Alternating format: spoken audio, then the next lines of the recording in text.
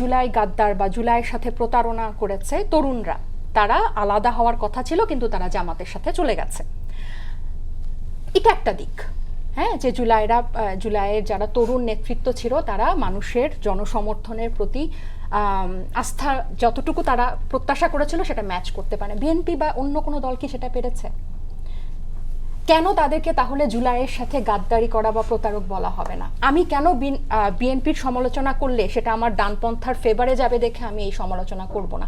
এখানে সবচেয়ে বেশি জুলাইকে হোল্ড করতে হবে বিএনপির।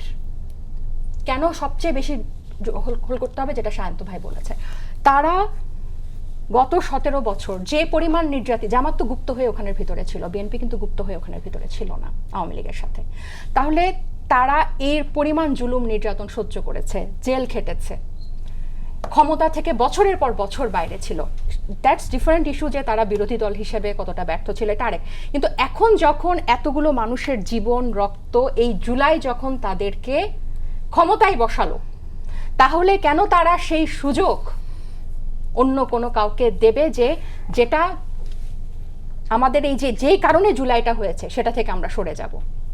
সো জুলাইটাকে সবচেয়ে বেশি বিএনপিকে আপহোল্ড করতে হবে, কারণ এই জুলাইয়ের পিছনে কিন্তু যতই আওয়ামী লীগ পোট্রে করুক এটা ডানপন্থাদের একটা ষড়যন্ত্র, এটা জামাত শিবিরের একটা ষড়যন্ত্র, কিন্তু জুলাই আমাদের সবার, জুলাই বিএনপিরও। এটাকে কিন্তু হোল্ড করতে হবে।